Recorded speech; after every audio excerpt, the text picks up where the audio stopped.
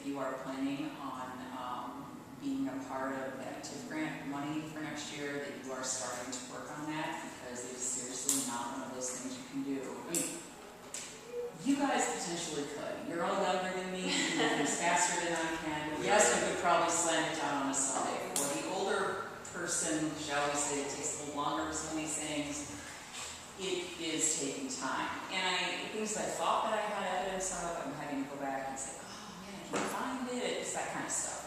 We confirmed the deadline is July 31st. And actually, somewhere in the actual portfolio itself, it says it won't be available after the 30th. So if you're planning on taking it right down to the line, it may not be the 30th. It may be midnight on the 30th is what I could suggest. I don't have any positive proof of that, but I was asked to bring a copy of this. I was gone last week, and David said he has already covered this, so perhaps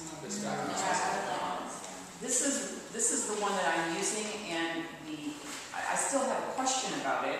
You will notice that domain number 1 is not listed on this form, and I don't know why. The total payout is there. It would almost seem as if domain 1 was not payable, but it certainly is uploadable. There certainly are evidences that can be placed into domain 1. Domain 1 is its own entity because it's trying to measure, your achievement goals. Yeah, perhaps. But it's not necessarily a long list of evidence that you would upload to support that. Yep. It's more specific. Although there are pieces about attendance, progress reports, and other things that I think are useful to support there. So if you wind up in the bowels of this at some point and say, this is really great, Cherry, I'm really glad you gave me this rubric. Where's like the first part? I'm just here to tell you I don't know. And David doesn't know either. And so I think if you just upload things, there isn't a cash amount that I have found that is related to that. But this is basically $3,500 of the potential. You can get another $3,500 for being rated highly effective. I believe that's my understanding of how this worked. It certainly is what worked the last year. But if you have any questions or things you're wondering about the video that we're taking today, certainly part of what you can upload into a portfolio. And there's, almost all of us are keeping on check sheets, all of that stuff. I mean, it's just everything that a lot of what you're already doing, but it just takes time to put it into this particular. And right now, PB360 is down. You probably know that also. So there was an opportunity to upload some things on Sunday before it went down, and now my terror is that whatever form it changes to, that information will still be there. Sherry, where'd you get this? What's this rubric from? This rubric is from something that was emailed to us. Okay. Yeah. Okay. From Brian earlier this year. It was the only one that I found several from last year. It's not that different. It uses a similar pieces of evidence, but at least it's broken down by content strand. So like when I make a PowerPoint, like the PowerPoint on individual and collaborative environment will include these pieces of evidence. And the PowerPoint about inclusive learning. Oh, are you making a PowerPoint For each subdomain, because each one has its own folder. So instead of putting all the different files, you're just going to put in. I'm going to have all the different files, and there will be a PowerPoint that's like, this is my evidence for this. See this? Okay, I like that. I can simply upload the things. I copied it from someone else who did that with last year's portfolio, so. It's just very organized. Yeah. And then there will be no question of like this and have this. Because I think I can use this and it's literally. Yeah, so I want to all my classes. Now, for some of these things, you can repeat, kind of. Like it says pictures of classroom arrangement displays. That's the same as like what you're putting up for your wearing on the board. Okay. Just making sure. And that was, I think, as we submitted that point last week, like use wherever they fit. Okay. Even if it's the same evidence. Any other questions before? Move on to the next book. I think it may be useful for next week if I'll come prepared to share some of what I've put into my portfolio and we can kind of brainstorm, because then next week is going to be 7 days before it's due. So that'll kind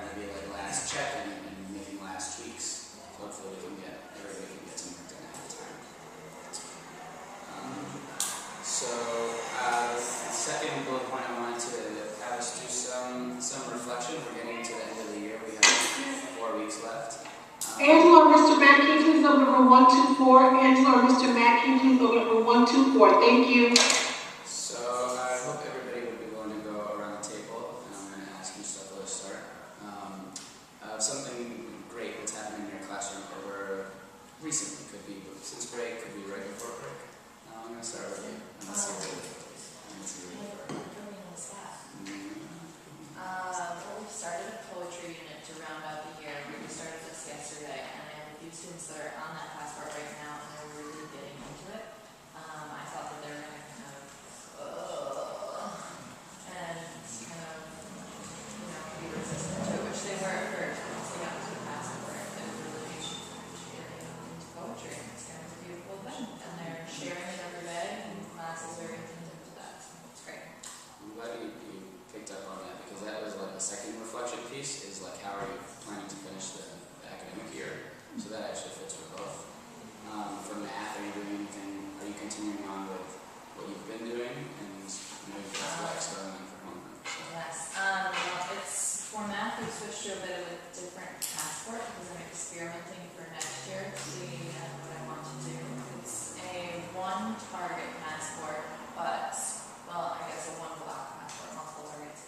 But it's, it has a lot more activities, so you have to complete a lot more things to get through the target, and I'm just kind of piloting that with my first group of kids. We've moved on to fractions, so it's kind of more complicated, and I felt like they needed to do more work in order to get that anyway. It's going well for the kids that have started it. We're going to continue on that way, so although they're doing as much work as they would in their normal 3-block passport, and they're moving through it faster because it's all on the same topic, it's all the same learning target, and so they're moving through it really quick, and they're almost already through to the next thing. And I found that then their understanding of it is much deeper, and although they're still concerned with speed, it's like forcing them to slow down and kind of focus on what they're learning, so it's worked out really well so far. Awesome. It's very interesting. So there's two parts. Great moment that's happened recently, and plans to finish the year. The great moment lately is that Robert Webster has finally started to do work. Yay! Like he is actually doing work now. It's amazing. It's been how long? 5 months. It's been a long time. Good job. Did you give me something for that? So Rob, we should all give him some kudos in the hall. Yeah. He's been diving into my classroom for random things, so. It's just great. Like, it's like, nice. yeah, I kind of was like, I got 3 sounds today. I know, and I just don't even know what to do. I'm so not used to this. So that's a really good moment. And my plan either is to, I was telling Kirstin yesterday, to either work on poetry in the year for the LA, or to work on the Watsons. I haven't decided. And that's what the next spring class I haven't decided. So don't know how I'm going to Great moments. There are so many. It's just been awesome to see, to think back on where my kids began and where they are now. I can't even say something from the past. Well, the past week I was out, obviously. So coming back to a substitute that actually said to me, I would like to come back anytime. Please make sure you ask for me. That doesn't usually happen when I come back from being out for a period of time. And so it was nice. While they had some bumps in the road, it was nice to see that had happened and that they had worked together to try to maintain our shared vision, and that they kept that in their minds while I was gone. We did a lot of preparation for that, but that they had classroom meetings in my absence, that there were these things that began to happen organically without me being there to guide them. So that just felt really, really good. That and just watching them become readers, watching children that couldn't read at all begin to go through books. Not as easily as it was certainly taking on the challenge of making it through. Children who are able to begin to see the depth of theme, multiple themes in a book, to provide evidence for those themes, things that I didn't think about. I was having a couple of conversations with Javon yesterday afternoon, and the themes that he was pulling out of Westing meeting, and the evidences that he brought forward support is thinking were not necessarily the pieces that I would have brought forth, and certainly not ones that we expressly talked about. The things that he had obviously caught on to and was thinking about. So there's starting to see some of that critical thinking take place, so the whole child, the behavior management of anger and frustration, and the ability to be able to see the academic growth and to see the whole child moving along has just been so cool. It just really has. Plans for finishing the year. My kids are still working their way through the West Indian passport. Several of them are going to finish, and so my end of the year is going to be them working on the final exam for West Indian and understanding what that word means. Final exam. This is what it's going to look like. It's based on a lot of the targets that we did during this passport. Can you show me? And come on to some of the things we've been learning. I'm expecting that that's going to take them approximately a week to get through, given that there's a lot of critical thinking involved and a writing piece that I'm going to want to see pretty well done, probably a rough draft and maybe final copy. Following that, they will be getting all of their work that they have been working on all year from September to literally to August, and they will be beginning to assemble their work in a portfolio. I haven't decided completely in my mind what shape that's going to take. I have an idea, but I have to work out some of the details in my head, and then on August the 6th, Angela, can you please report to room 113? Angela, can you please report to room 113? Thank you. and then August 6th, we're going to have a parent morning in my room where the kids can present their portfolio at a student-led conference with their parents. And I'll just get some little tea cakes, some little punch or cookies or something like that to add. And that's how we're going to finish out the year. You're also reading Watson's letter. We are reading Watson's Letter Birmingham. Yeah. They're not doing a passport. They will not do a passport related to Watson's unless for some reason I change my mind. But I don't see that. I don't see that happening. They all have their own copy of Watson's, so this is the first read aloud we've done all year where I have the resources to be able to give them each a book, and they are just absolutely loving it. And they'll get to take a book home with them because that was from the JetBlue donation to the school. So that's been fun. I have a question. I don't know if we should finish this or if I can ask this now. Would you like to go around in a circle? Okay. I was wondering if you could talk a little bit about the process of putting together portfolios last year. I was wondering how long that took you. Forever. Never done it, and how you kind of led them to that final product. It was messy and mind-bending and oh my goshing and all of those things. My children had never seen hole punch before. Didn't know what one was, and went absolutely bonkers with hole punching everything. So the first thing I have to do is I'm going to need to email out to the staff and say, can I borrow a hole punch? If you have one, I promise I'll put your name on it and get it, because you need a lot of hole punches. You need just a ton of willingness to live in stuff everywhere. The mistake that I made last year that I'm not going to make this year is I had them all doing their portfolios at one time. This year, they're kind of glad us working into that as they finish their passports, a few at a time. And so I've got Xavier, who's finishing. I've got Javon, who's going to be finishing. I've got Ariana, who's going to be finishing. So I'm going to be really hands-on with the three of them as they begin to work to put their pieces together. Then their pieces can serve as models, and they themselves can serve as supports as the other kids work through those. There's going to have to be some reflective pieces that we work on together. I want them to do several writing pieces reflecting on where were you at the beginning, where were you at the end, how did you grow as a reader, as a writer, as a thinker, what do you know about that you didn't know about before. And those are the pieces that I haven't completely pulled through yet, as I wasn't satisfied with what I did last year, because every time you do something, it's always drilled down deeper. But I can tell you that the kids were the most proud of those things. When they walked out of school at the end of the year with those binders full of all of their fourth grade work, they felt accomplishment. And I just it meant way more to them than a report card. And it should. It's actually reflective of what they've actually done. Rather than sending work home in a folder every week, it was this huge.